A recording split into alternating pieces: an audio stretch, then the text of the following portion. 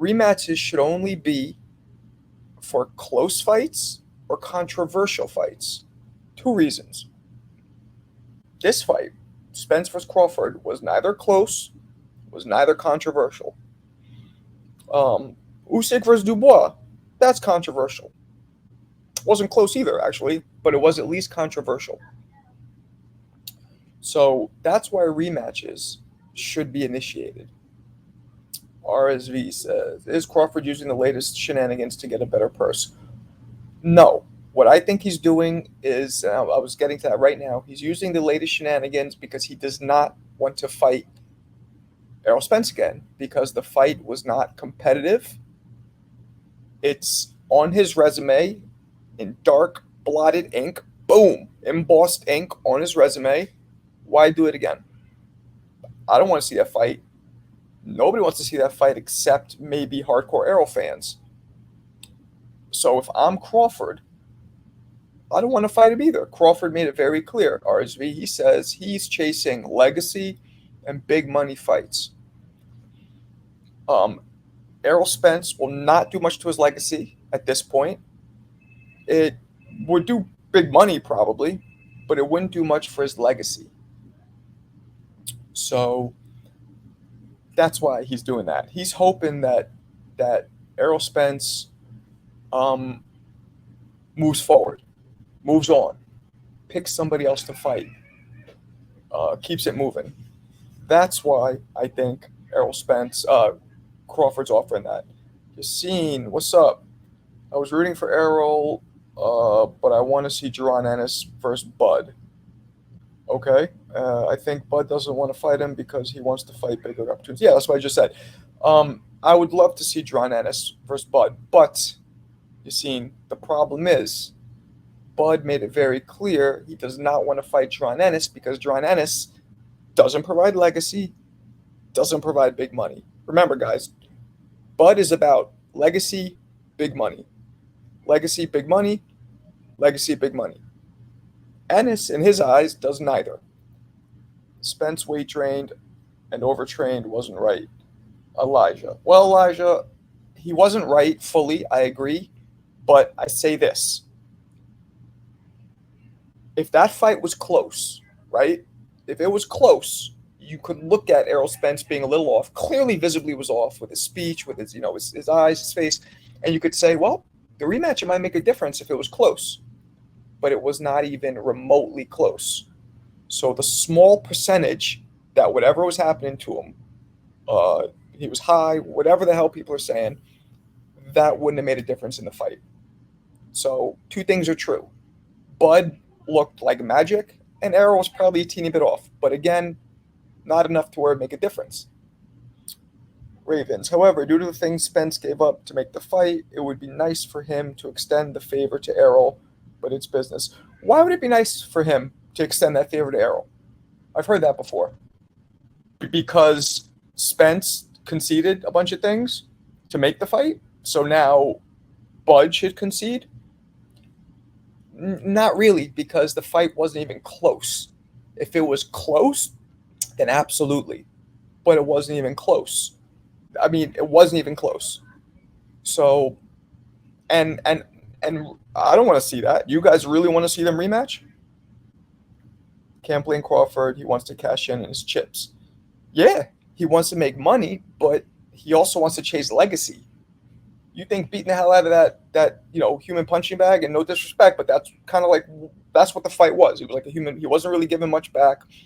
How's that going to improve his legacy? It's not. Theobald, what's up? I think the fans won't be interested in a rematch at that weight. You're right.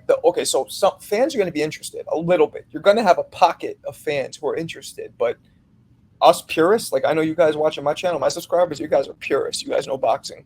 Who really wants to see that? Unless you're a huge Errol fan and you want to see him get his get back, what do you want to watch it for? For what?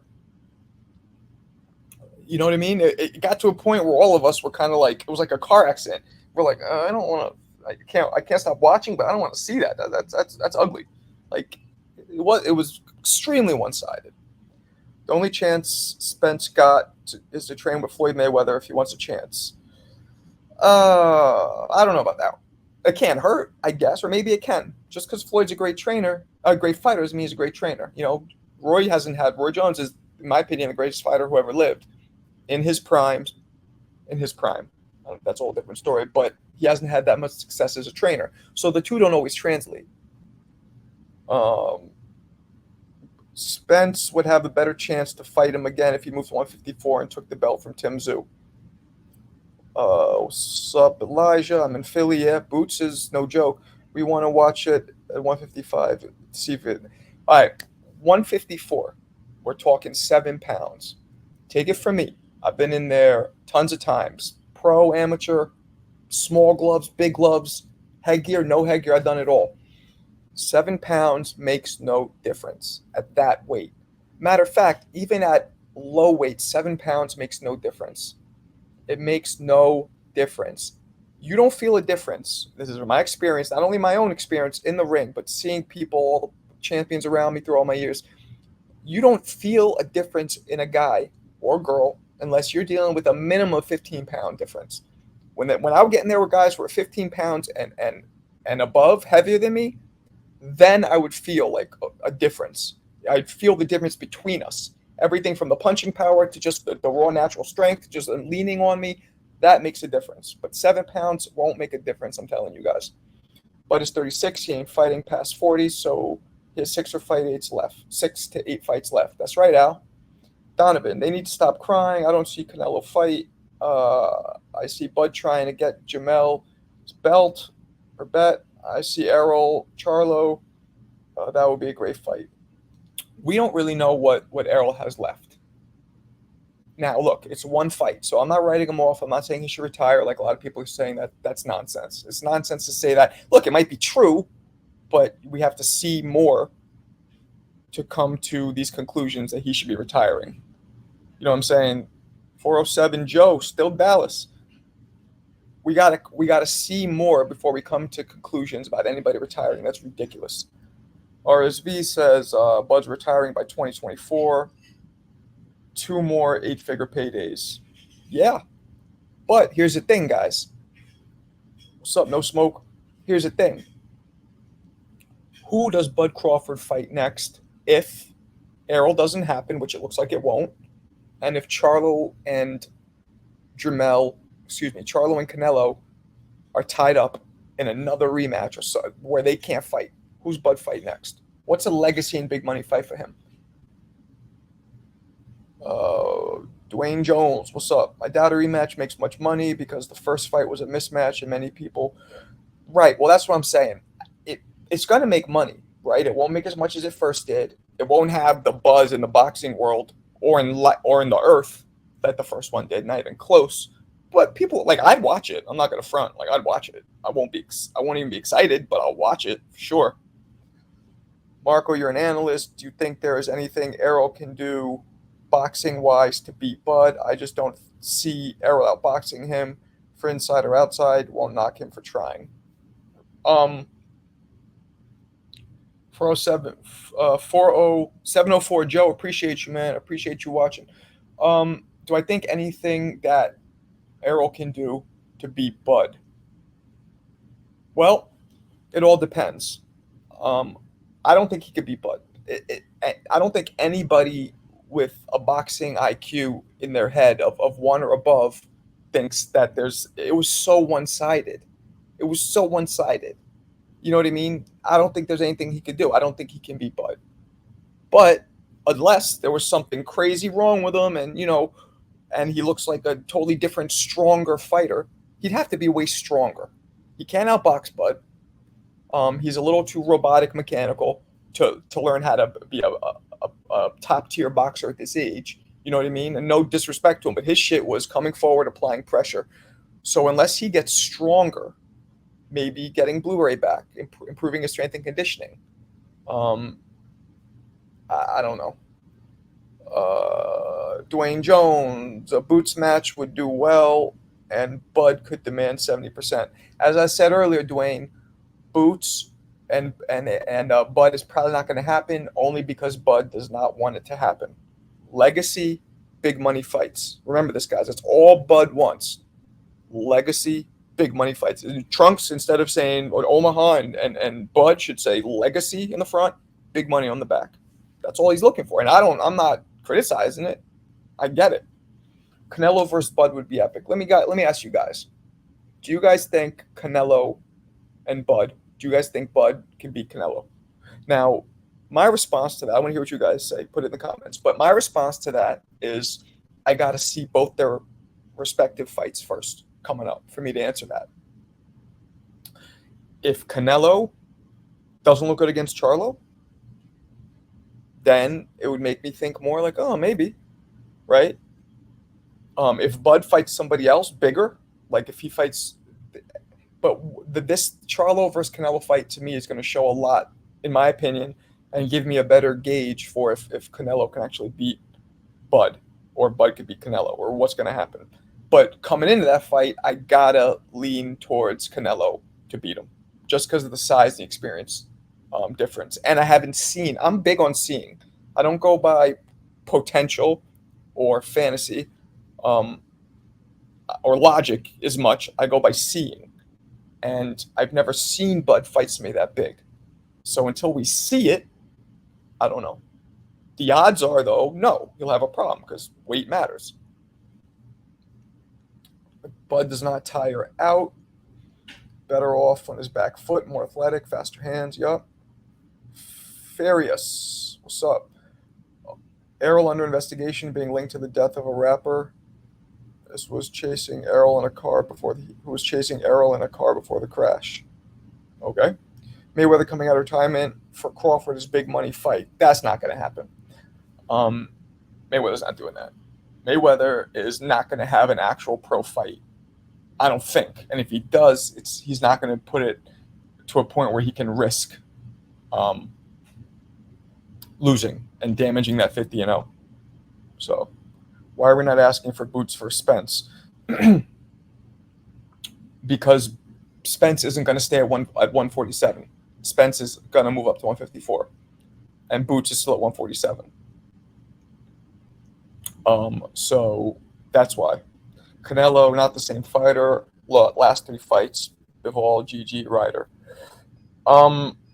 Yes, Canelo did say that he had an injury and he couldn't train 100%. So that might be true. I'm not sure. We're going to find out, though, in 2 weeks if that's true.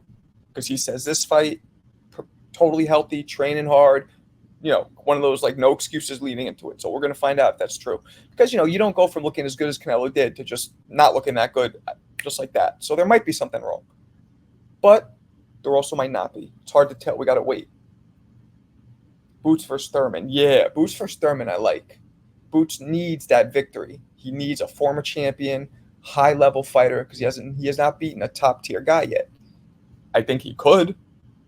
Talk about the eye test with Boots is insane, but he still has to put it on paper. It has to be stamped on his resume, not just what we assume he can do. So, yeah, I don't think Mayweather is coming out of retirement. I don't think that's happening. I just don't know who Crawford's going to fight next. That's my problem. I definitely think Crawford is trying to fight is offering the contract at 147 because he's legally obligated, contractually obligated to fight a rematch. If the loser, who was Errol, the contract stipulates the loser triggers the rematch, and the winner picks what weight it's at. So 2 things are happening. Loser triggered it right within that 30 days. Winner just picked the weight. Now, the winner, Terence, picking that weight because he does not want to have this fight. He does not want to have this fight. Not because he's scared, because he already beat him so convincingly. There's nothing left to prove with Errol Spence. Nothing. Marco, Ed Dog. What's up, Ed Dog? Marco, do you think Spence versus Boots can meet at a catch weight? Well, no, but Boots can go up to 54. I mean, Boots is like 7 feet tall. He can go up to 54, no problem. And he would. I bet you if Spence offered him that fight, he would do it. I don't see Spence taking a Boots fight. You just came off your first loss, dominant, bit of an ass whooping. I don't think you're going to go try and do that. That's a lose-lose for Spence. Spence is a former world champion, former pound for pound great, possibly still a pound for pound great, depending on who you ask. I don't think he goes in against a young up and coming lion. He's just taking these Thurmans. He's taking these big money fights, these big legacy fights, big name fights. Boots right now is in a tough situation. He's going to have to end up fighting like Tim Tszyu or somebody who's at his level who gets a belt, because I don't think anybody at the elite experienced level is going to want to fight Boots right now. And that sucks for him. So if Spence won't take it, why should Bud? Spence won't take what? Fight against Boots? I don't know what you mean. Well, that's cool. That's a hole in my coffee cup. Yeah, man. Hypothetically, Marco, how do you think a fight between Boots and Crawford would go at 54? Hypothetically. I'd have to lean towards Bud because of what he's done. Remember, guys, I tell you, I'm big on what I've seen. I'm big on facts. I'm not big on fantasy or on potential. I don't know why I'm saying potential. I'm not big on potential. I'm big on facts. Bud and Boots are very similar to me, almost identical. Boots might even be a little better of a defender. He's a little flashier, and Boots is a little bigger. But Crawford has that experience, so I'd have to lean towards Crawford. I think Crawford would probably stop Boots or batter him. But Boots has all the potential to beat any of those guys and be better than all of them. I just have to see more. I can't, if you're making me choose, putting a gun in my head saying choose between Boots and Bud, I have to choose what I've seen and what I know is true. I can't just assume that Boots is going to do something when I know that Bud does it. So if I know somebody does something and I assume somebody could do something, I'm going to go with the person I know can do it. So I'd lean towards Bud. But Boots has all the tools in the world to be better than all these welterweights.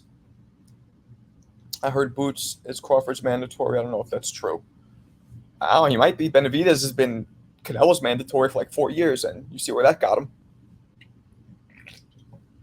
Got him fighting Boo-Boo. You know what I mean? So, I don't know. Boots is the IBF mandatory. What's up, GMOG Sports TV? What's popping? Boots is the IBF mandatory for Crawford. Well, Crawford's not doing that.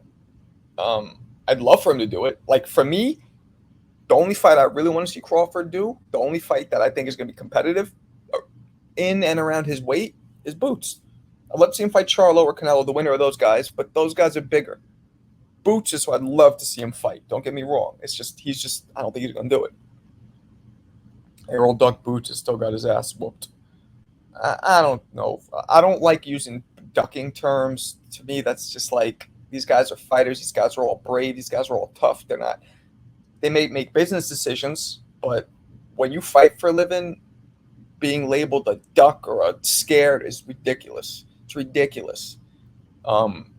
They just make business decisions. And you know what? When you have a long-established career and you've put your ass out in the line, for years, you're allowed to not take certain fights at a certain point in your career. You know, he's been there, done that. They've gone through everything. They can do these things. Definitely Boots are the heavier hitters at 154. Boots is being avoided because he's high risk, low reward. You guys are absolutely right about that. But we all know that. How a fighter ducks somebody by going for undisputed. Yeah. It's we want to see Boots fight, so we're salivating at the mouth for that. Pause again. But it's not a duck, it's business decisions. And that's what these guys do. QT, what up? I don't know how Crawford's labeled a duck anymore when he's been frozen from the division for years. Yeah, man.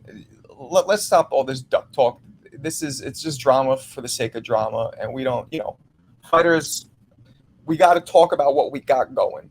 Talking about who's not fighting, we'll be here all day. There's a lot of reasons for it. Promoters, managers in people's ears, there's a lot of reasons for it. Business decisions. But let's talk about who's actually fighting and who can fight.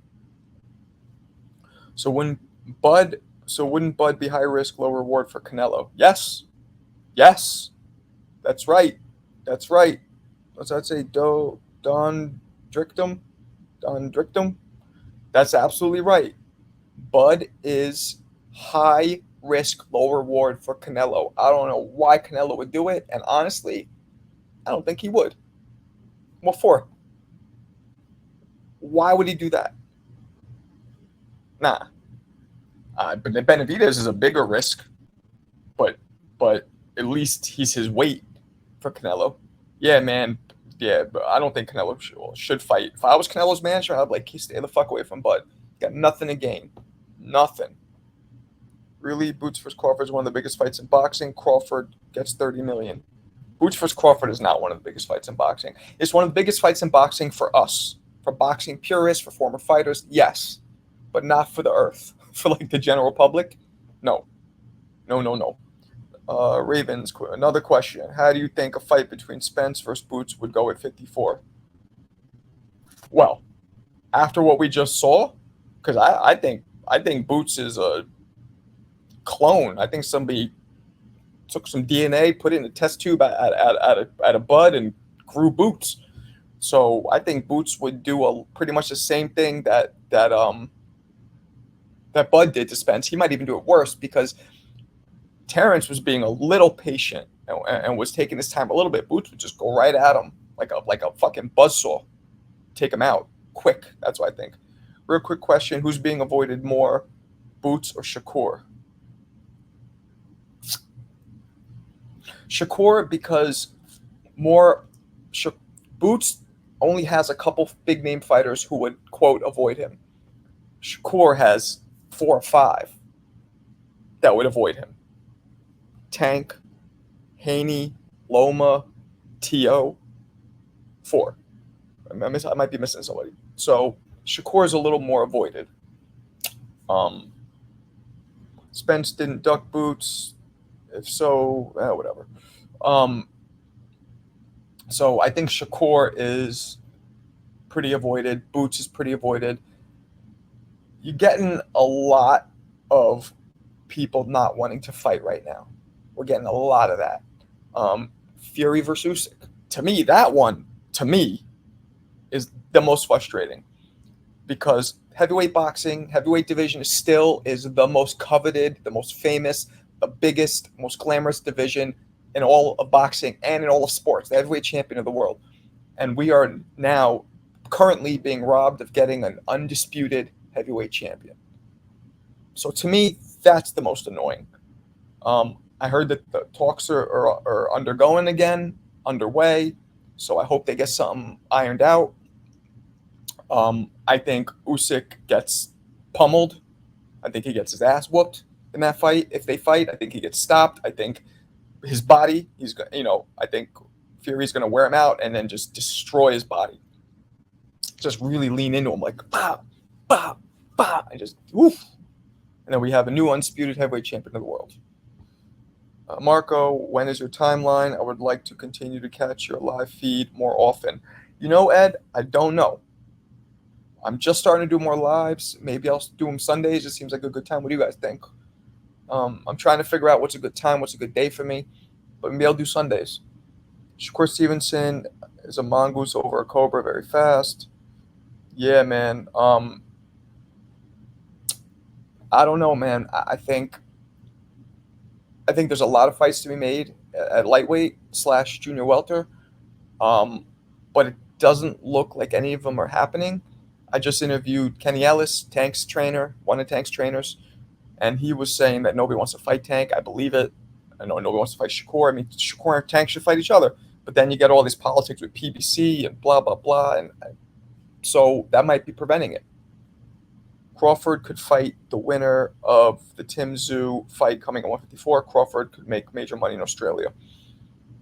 Usyk did not get knocked out in his last fight. He definitely got knocked down. Usyk got knocked down for sure. We can't say he got knocked out because although I'm leaning towards what you're saying, he looked like he was crippled for at least 2 minutes. But unless the count actually started officially and he tried to get up, we don't know. Some guys act a little bit, to get those 5 minutes. Even though he gets the 5 minutes legally, he wants to sell it more so people don't think he's a bitch or whatever. So we don't know if he got knocked out. But yes, Usyk got knocked down for sure. And he proved unequivocally, it's a big word, it's SAT word for today, that his body is a sensitive sore spot.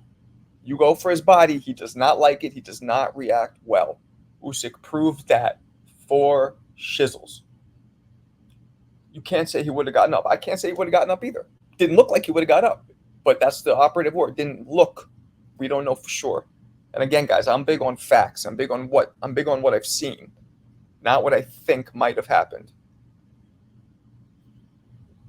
Marco, you could beat Bud and Tank and all those on the same night. If I could beat them? What's my game plan? I don't get that one. Knowledge. Like you're asking how to beat them? Is that what you're asking? Why are we not seeing boots for Thurman or even Cody Crawley? I hate that they're moving boots. I don't know.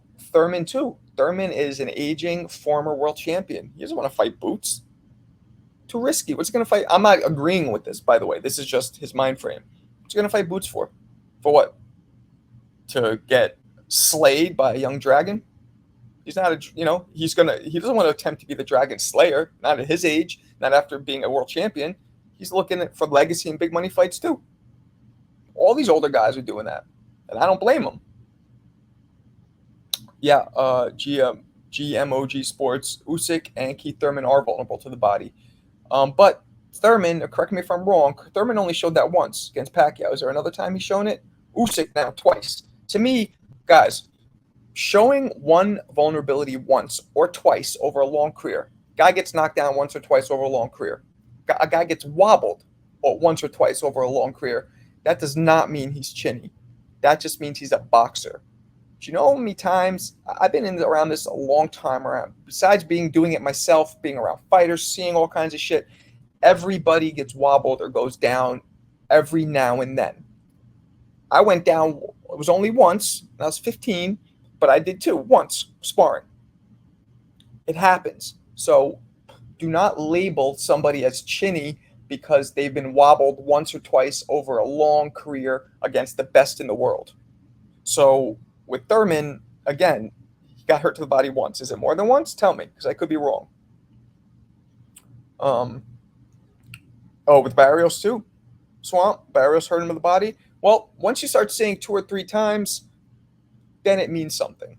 Once or twice doesn't mean anything to me. It needs to be 2 or 3 times for it to mean something. That's when you start categorizing and really writing this thing down, putting an asterisk next to it on the resume, is when you see something happen 2 or 3 times, not just a couple times. Being wobbled in boxing is part of the game. That's what happens. That's what happens. I think Bud's scared of outcome of the next fight. That's why he wants it at 154. No, Dimitri. I completely disagree. Bud is not scared of the outcome of the fight. You're talking about it against Errol? Nah. He does not want to do this again because he has nothing left to prove fighting somebody who he dominated so easily the first time. Bud, again, for those of you who just came in the room, he's looking for legacy and big money fights. That's going to be on the front and the back of his trunks. Legacy, we're going to remove the Omaha in the back and put big money. That's what he wants. If this fight would have been close, again, I said this earlier, rematches are only for 2 things: close fights or controversial fights. Spence versus Crawford was not close and was not controversial. So he wants to move on at 36 years old, coming up, build his legacy and add commas to his bank account. That's what he's trying to do. He's definitely not scared. When you beat somebody that easy, like I've sparred somebody 3 rounds, whooped their ass, just sparring, just 3 rounds. And that makes you less scared, makes you want to get back in there with them because you know what you're dealing with.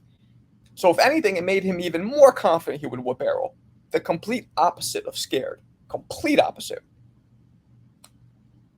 Does Spence have a twin brother? I don't know.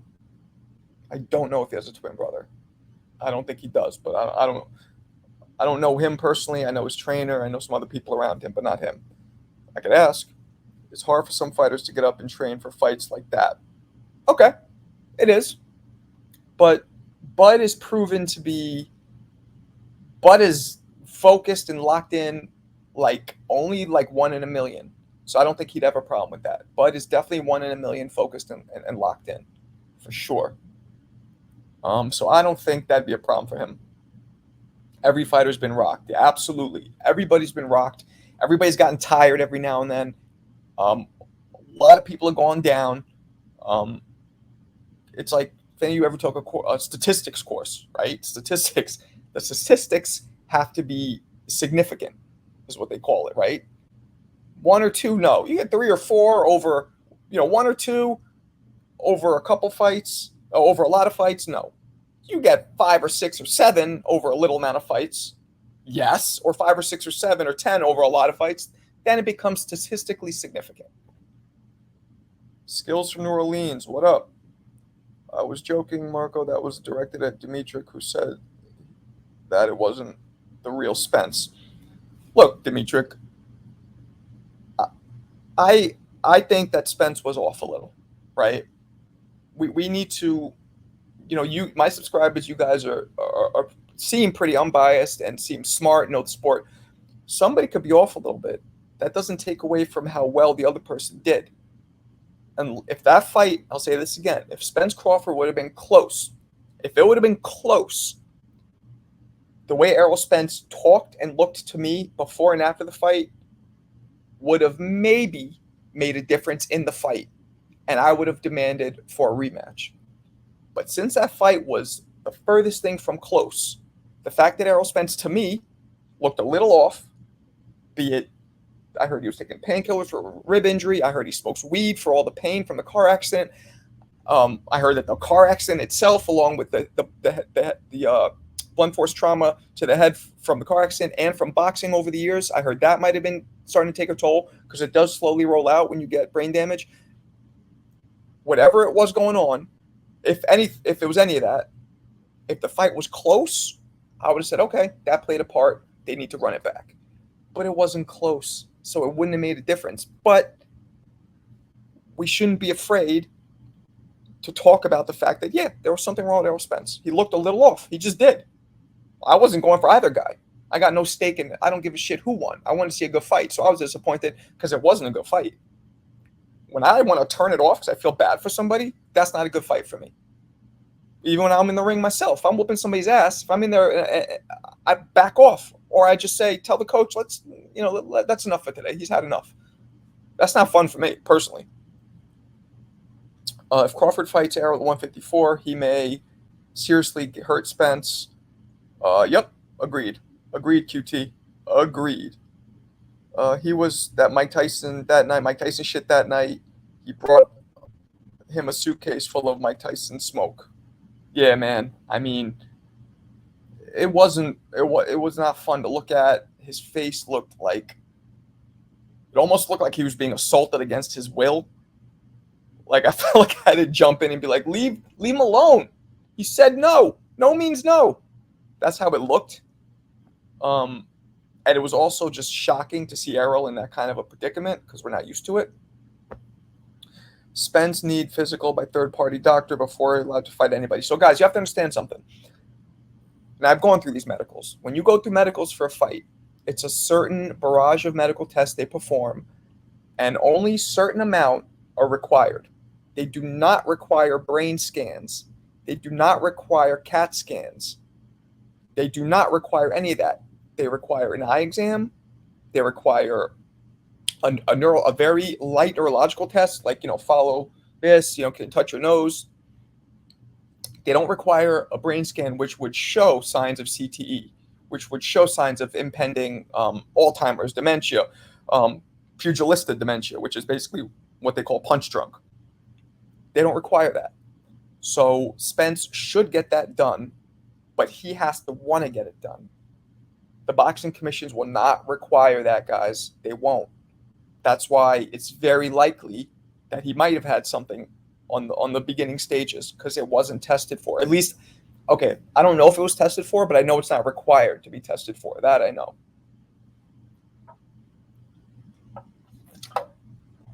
You're an Errol Spence fan regardless, win, lose, or draw. I'm riding with him till the wheels fall off, as you should, man. You're a fan, ride with him. Um, I like him too, man. I like him. I wasn't going for either guy. I didn't really care who won, and I chose Bud, but just a little bit. Just, just a slight Fat Joe lean back. Just a slight lean towards Bud. Just a slight Fat Joe lean. I never expected what would happen to happen. And I, I only started leaning more towards Bud after I saw the weigh in. Because when I saw their body frames and I saw that Bud is maybe an inch shorter or 2 inches shorter, but thicker, more like fucking, more, wider frame, looks stronger. That's when I'm like, well, Errol, in my opinion, only had the size and strength advantage. And when I saw that that's not the case, now granted, the way people look, you can't tell how strong they are. But when you combine all of the shit you heard about Bud, how he's a wrestler, and seeing all the videos of him wrestling, see how strong he is, and then see these also bigger, that's when I was like, okay, I gotta lean towards Bud. But I didn't know for sure. You know what I mean? Like, I was very torn between that one. That was one of the biggest 50-50 fights I could think of in recent years. Bud preparing for 168, ironically. If something was wrong with Spence, that is the reason to not have a rematch right there. Right. Tough glove. But those things, we're just speaking. We're speaking hearsay, rumors. There needs to be tests conducted. And I'm hoping that Spence's side has these tests conducted. I hope the people who love him, because probably has to be saved from himself, because fighters want to fight no matter what. He needs to, people who love him force him to get the proper CAT scans and the scans and the tests that are not required by the Nevada State Athletic Commission, by any of the state athletic commissions. I really do. Do you think he's going to doing this? I need more money because he's going to pay someone else to try him because Bomac may not be there to train him. Who did you come up with in the amateurs with, please? Who did I come up with in the amateurs? Hasim Rahman Sr., Jeremy Williams, Eric Kelly, a whole bunch of people. A whole bunch. I was all over the place, though, as an amateur. Marco, do you think the immediate rematch after that performance? Do you think an immediate rematch after that performance, an obvious cash out request from Spence? Realistically, it's nothing he can. I don't think it's a cash out. I think it's a get back. It's a right his wrong. You don't know what it's like to lose, especially when you're 28 wins, undefeated, knocking everybody out, being praised by the boxing community, being looked at as, having stories out on how you whooped on Floyd Mayweather back in it, like getting that loss. You know what I mean? Look what Wilder's first loss did to him. He came up with every reason under the sun why he didn't just lose, why it was something going on. So it's hard to take a loss. It's very hard. So that's why he wants to rematch. I don't think that's to do with money, really. Or not much to do with money. Money, there's always to do with money a little bit. Why do you think something was wrong with Spence when he looked regular until he got hit? I don't think he looked regular until he got hit. I think and I got to relook at this. After the fight, for sure, right? He was like this. His eyelids were there. He was like slow. His face was just really, really, like the muscles in his face were completely relaxed, almost like he was on a painkiller or like he smoked a lot of weed. And I think, correct me if I'm wrong, guys, I should go look at this, that he looked like that before the fight in the locker room. He was speaking slow. His eyelids were way too low. His movement was real slow. His words were slurred a little. That's why I think there's something wrong with him. Physically, it's hard to tell. He didn't look too much different physically. Like when he came out after Spence trying to go after Crawford, he didn't look too much different the first rounds physically. It was more what I saw with his speech and the actual characteristics of his face. Wilder got his third fight. What are you saying? Wilder, Joshua, make it happen. Yeah, man. Wilder and Joshua. I mean, I think Deontay Wilder harpoons Anthony Joshua with that straight right hand, right into the canvas. Doosh! And he's just like this in the canvas. That doesn't end well for Joshua. But I want to see it because Joshua does have the power and the size to possibly make it interesting. But Joshua gets harpooned with that right hand, straight through like a fisherman. Did you see all the things during All Access? I don't know what you're talking about, Anthony. Did I see what things specifically? I probably did, but what are you talking about? Yeah, I think it happens early too. Joshua, I love Derek James, my boy, no disrespect, but I didn't like the style that I saw Joshua fighting against Helenius. I thought Helenius had an argument to be almost winning the fight before he got caught. I think Joshua does way better when he's aggressive, when he's throwing hard punches, when he's coming forward, when he's being aggressive. Now, he might gas out earlier and he might leave himself to being hurt and countered, which is, I think, the two reasons why he's not being aggressive now. He doesn't want to gas out and he doesn't want to leave himself to be countered. But I think he fares way better doing that, especially against Wilder. If he tries to do that shit boxing on the outside against Wilder, Wilder has more reach, is more explosive. He gets harpooned with that right hand. But if Joshua gets aggressive and comes at Wilder, he could catch him. He could hurt him. It's possible. Bud is a KO artist, no doubt. Yes, he is. Joshua doesn't have the mindset to beat Wilder. That's what I just said. I don't think he does. I think his losses affected him, like we just talked about. Errol Spence's loss might affect him in a way. We've seen guys, Roy Jones, my favorite, the greatest of all time, his losses affected him a certain way. And when you added that to Roy with him being older, a lot of mileage on him, being at the end of a career, all that combined, that was it. The slurring of the speech, you asked, what about it? Did I see all the things? Oh, was he slurring his speech in All Access, Anthony? Errol? Because I'm almost positive he was doing that the night of the fight. When they went in the locker room, they were talking to him before the fight. I remember being like, this motherfucker looks high. I don't think he's high, but from what I'm hearing, it's possible. I heard he smokes a lot of weed now for the pains from that car accident. I heard it's going to be permanent pain.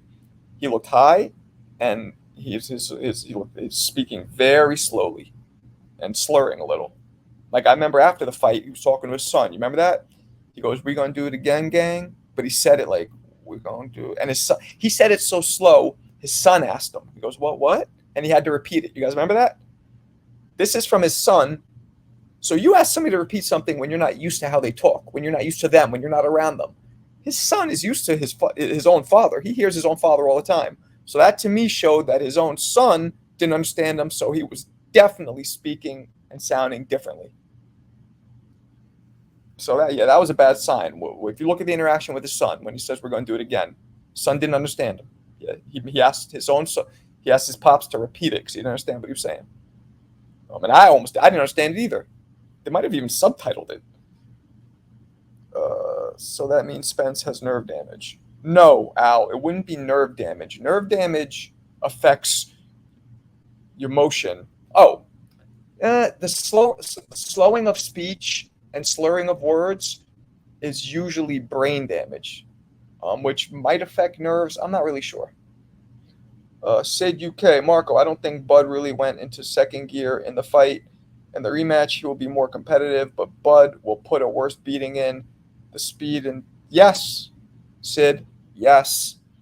Bud was being a little cautious because he heard all these Friday the 13th Jason stories, these Friday Krueger stories of how much of a monster and a Terminator Spence was. So he even said it after the fight, remember? He goes, I got hit, and I was like, that's it? He was waiting, and he didn't want to unleash fully because he wanted to see what was happening. He almost thought Spence might have been baiting him in. So you're right. I don't think he did put his foot on the gas. And if he does put his foot on the gas, yeah, it would have been worse. But Spence will probably be a little better. So when you combine Spence being better and Bud maybe putting his foot on the gas more, it'll probably end up balancing out to being exactly what we saw the first time. What's up, Teach? Skills from okay, but we see him so much, then all of a sudden, the night of the fight, he's different. Why just that night? That's a great question, Anthony. I asked myself the same thing. He looked good against Ugas. He looked good against who did he fight before Ugas? I don't remember, but he looked good against that dude. Was that Garcia? Why would the brain damage kick in if it's brain damage right before the Crawford fight? I did see on All Access it was slowing. You did hear a little bit slowing down. It could have been guys understand the car accident happened 2 years ago, but that kind of shit, along with constant head trauma from boxing, taking blows to the head, that adds up, and over time, it gets worse and worse.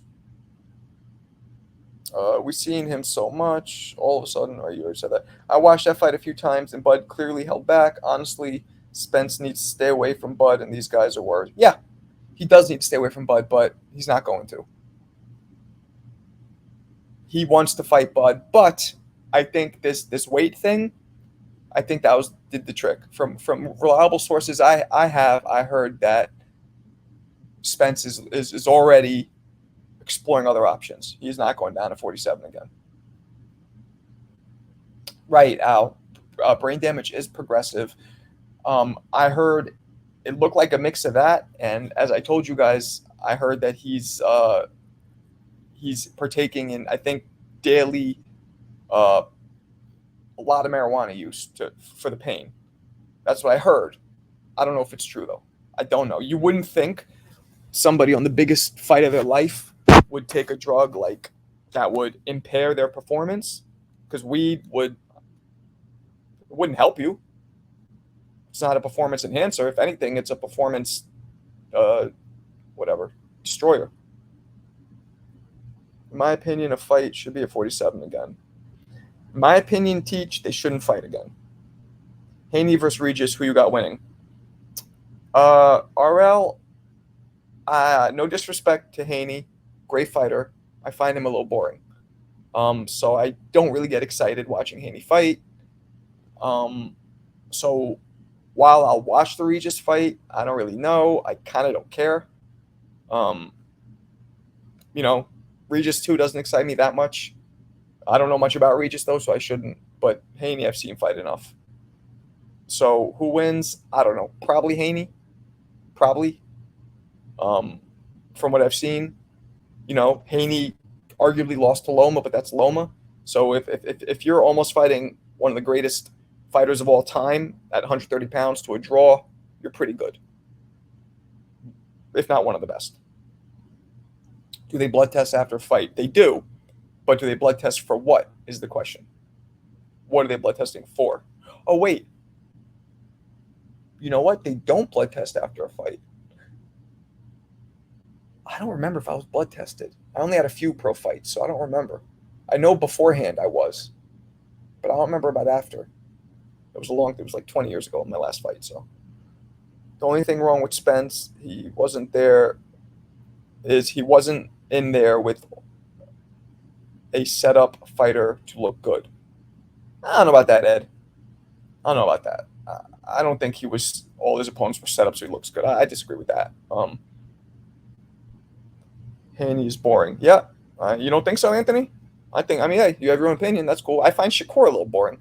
Although Shakur, at least, I can see the beauty in the chess that he plays. So, but to me, the ultimate stamp of boredom is when I know a fighter has almost zero chance of knocking out or even stumbling somebody. That alone, to me, is a little boring. Somebody like Meldrick Taylor didn't have much power, but would light dudes up, and his combos were like fucking dazzling. So that was exciting to me. So you don't always have to have power, and you have to have something to offset it. But when you're a one-punch kind of counter puncher, pot shot, boop, boop, like Shakur is, a couple punches here, there, and you have no power, it bores me a little. Not saying he's not a good fighter. He's conceivably, potentially one of the best fighters of this generation if the potential he has plays out the way we think it is. But that doesn't mean it can't bore me, because it does. A little bit. But Haney, way more so. Regis and Haney is a great fight. Another great test for Haney. Regis is a dog. Yeah, man. It is a great fight. It's a great fight. But to me, The most explosive, the best fight, the most exciting fight to watch by far in the lightweight division is Teofimo versus Tank. That shit would be fireworks. You got two guys with ridiculous speed, one punch knockout power, very athletic, tons of heart and determination, same height. Tank's fights are boring, or he loses a lot of rounds because he fights these bigger guys that keep him at their distance, so he can't tee off. He can only tee off in pockets when he's close enough or in range. Tio and Tank are the same height, so they will be in range of each other the whole fight and bombs away. That shit will be a bombardier show. Marco, the Frank Sanchez versus F.A. Jogbuff was the most boring fight of the last decade I've seen. If I was a commissioner, I would ban them both for the terrible performance. I didn't see that fight, but Frank Sanchez can punch. I saw him fight live recently. He had Tyson vibes when I saw him. Slight hard puncher, came forward, but yeah, I get what you're saying. I see Haney being boring is why I laugh, but I think Shakur is exciting. Shakur is exciting. There's pockets of him being boring to me a little bit, just a little. Let me be real clear, just a little at times. I don't think Shakur's boring overall, not at all. I just think he can be, especially when he has to really put on his thinking cap in there. I agree. Tio and Tank are exciting. Yeah, man. Tio and Tank that would be the dopest fight. That'd be one of the most exciting fights in boxing. Canelo and Benavidez would be crazy exciting. What else? Wilder, Joshua would be really exciting. Well, not if we get the Joshua's going to try and box. And even Wilder's last fight, did you guys see that? He was like dancing around. I did not like that style. He knocked Homeboy out with one punch, which I don't even know how that punch knocked him out because he wasn't even planted, which is crazy for the freakish power of Deontay. But I'm trying to think of what other exciting fights. Oh, Beterbiev and Bivol be exciting. Beterbiev's always exciting. Tio showed me something his last fight too, Al. I was at that fight. Tio showed, I've been around Josh Taylor. He's about my height. I'm 5'11". So Tio's probably like 5'6". So that's a huge huge height difference. And Tio still was able to outbox him. So that's impressive. When you can outbox somebody who's so much taller than you and keeps you at their range or tries to, that's impressive. Which makes me think Tio might be able to move up to 147. Fight these guys who are 2, 3, 4 inches taller than him. Canelo has a legit granite chin. Charlo will outbox him, but after 7, 8 rounds, I see Canelo timing him and knocking him out. Charlo might not outbox him, guys. Do you remember the Danny Jacobs fight against Canelo? I see Charlo and Canelo going kind of like that. I see Charlo having pockets and spurts of looking good, but I see Canelo using that if he goes back to the waist movement and the waist movement he has and the head movement, he's hard to hit Canelo. You know what I'm saying? Look at that. Zab. Did you guys see that? Zab's calling me. Yo, let me hit you right back. All right.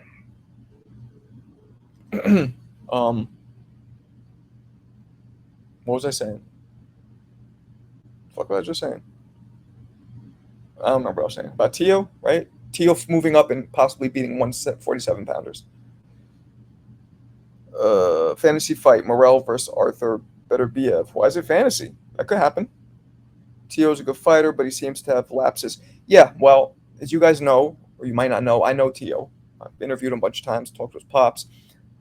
First fight against Kambosos, he had air trapped in his lung, which was, unless he fabricated the doctor's report, which is possible, but unlikely, it was a real medical condition.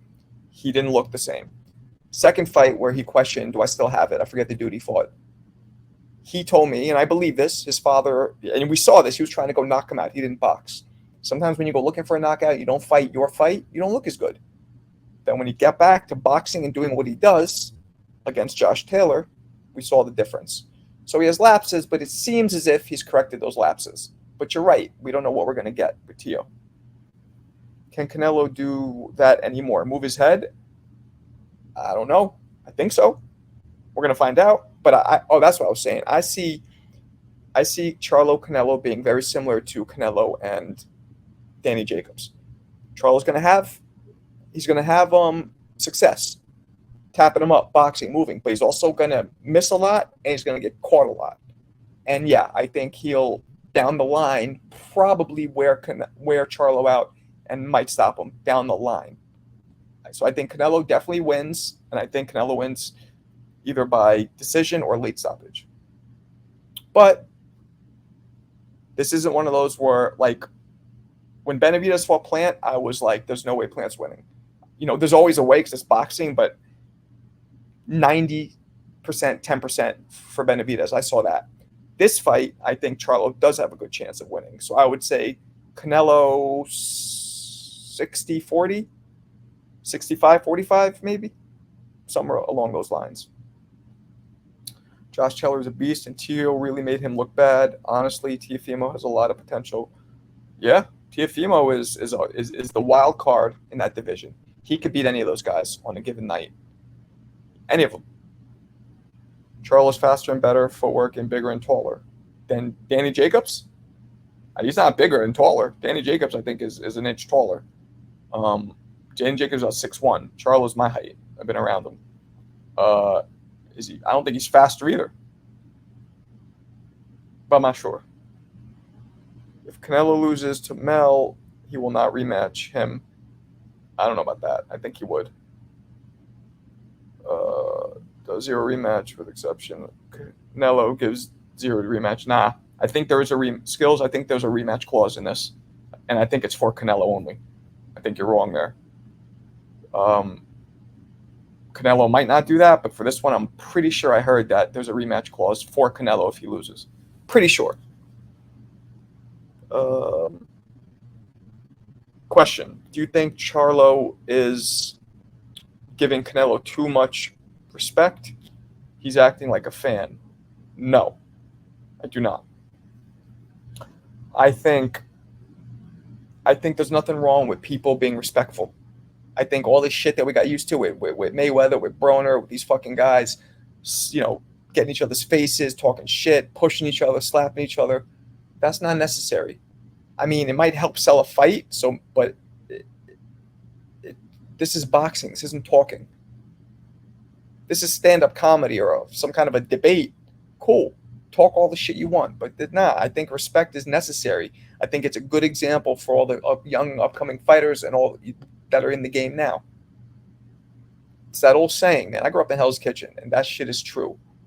Quiet dudes are the ones who are the realists. Guys who are chirping off at the fucking mouth, always trying to prove themselves, they're the most insecure. That's just a fact. 100% fact. Who would you rather get punched by, Canelo or Triple G?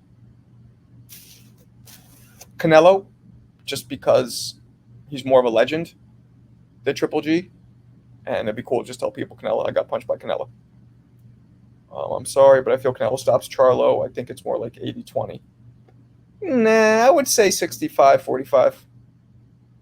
My opinion, but 80-20, hey, you could be right. You could be right. If I think about the Castaño fights, the first one, then you're right. I'd go 80-20. But if I think about the second Castaño fight, see, Charlo looked different. He looked better. Because Canelo was kind of just like a bigger, stronger, more skilled version of Castaño. He kind of fights that way, but way better head movement. So you're right. If Castaño gave Charlo problems, and Canelo will mop the floor with him, but Charlo was able to adjust and look a lot better in that rematch. You know what I'm saying?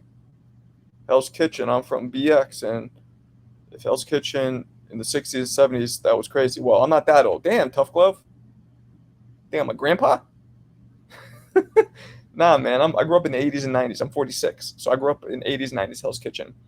And it wasn't 50s, 60s Hell's Kitchen was Irish mob. I grew up, it was all black and Puerto Rican. It was just ended. The Decepticons, gangs, Latin Kings, all that shit. That's what I grew up in. I was like one of the only white boys in my block, in my whole neighborhood, really. Jersey City. I love Jersey. I love Jersey. Um. So wait, yeah. So I don't know, man. We'll have to see. But I do think Charlo has a great shot just because of all his skills, and it's hard to tell. I don't want to just look at the Castano fight, the first one, because like I said, that would really skew it and bring it down to 80-20 for me as well. Beterbiev versus Kalen Smith will be a good fight. After Kalen moved up, he seems to have gotten his newfound power. Beterbiev is the only fighter in boxing, or one of the only ones with 100%, one of the only champions with 100% knockout ratio. But he's also 38, maybe pushing 39. So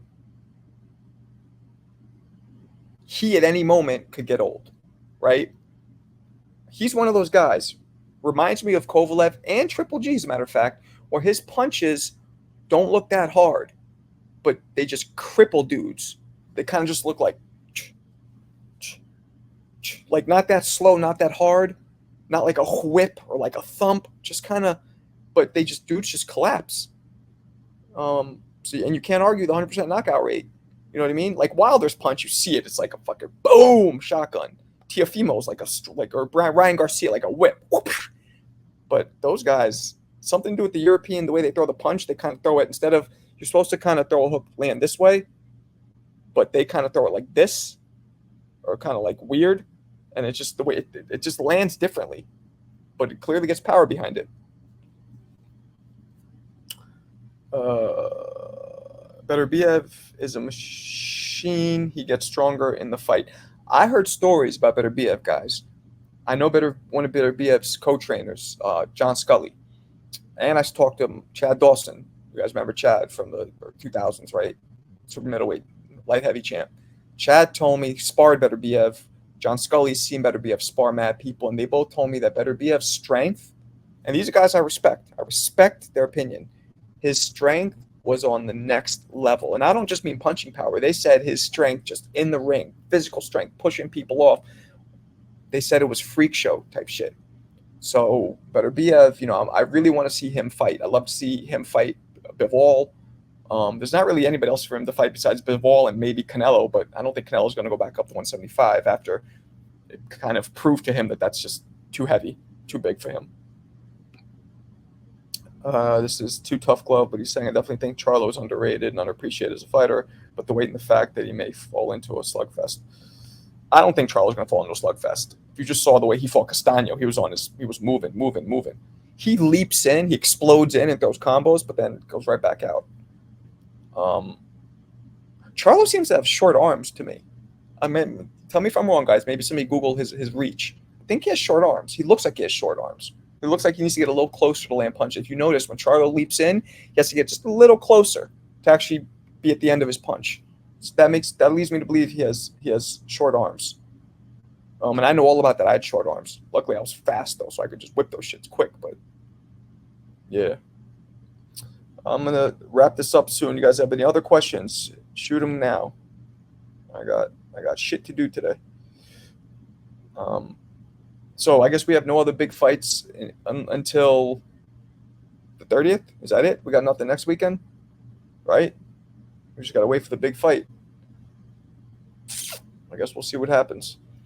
All right, kids. It's good talking to you guys. Thanks for watching. 73 reach for Charlo. Is that good? I don't know. Is that average? 73 inches average? I look up 54. Look up Tim Zhu. What's his reach? Or look up Errol Spence. What's his reach? Let's see if Charlo's is anywhere near theirs. Marco, what's good for strengthening hands and recovery apart from ice? 70 for Canelo. Huh. Well, Canelo's a much smaller guy. Look up a 54. Look up Tim Zhu. Look up the guys at 54. What's their reach? For strengthening your hands, you got to land the punch the right way. The problem is you're probably landing. Sometimes, because of the way gloves are, believe it or not, this is your fist, but gloves, the thumb is up here. So you'll land a punch and it'll hit the thumb and then it'll hurt this joint here. So you got to land it on the knuckles. Roy Jones told me I used to land my punches a little bit on these knuckles, but Roy Jones actually told me, and it makes a difference. I feel a lot more power. So when you land on these knuckles, your high knuckles, it really it strengthens your arm and doesn't hinge your arm. When you land here, your hand kind of hinges back, right? But when you land here, it's like a welded piece of steel. So landing the punch is best for your hands, because you could do what you want with it. You could ice it. You could take anti-inflams. If you keep landing the wrong way, it's going to flare up every time. So work on landing on your knuckles and work on landing on these knuckles. That's the best way. And you feel the punches harder when you land. 72-inch for Sue. Okay, well, then I guess I was wrong. I guess he doesn't have short arms.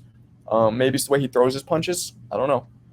Or maybe he has a short torso. See, you don't realize that. That does something too. I got a long torso. If you have a short torso, you still need to have a little extra reach to get there. Whereas you have a long torso, you know what I'm saying? You lean at the waist when you punch. So if you have a short torso, you got to get closer. So maybe he has a short torso. Like Danny Garcia has a real short torso. Tommy versus KSI. I'm going to watch that, actually. I like Tommy. I don't know who's going to win. You would think Tommy, because he has all that experience being around, but who the fuck knows? All right, guys. It's good talking to you guys. Appreciate you guys tuning in, and I'll see you again soon. Peace.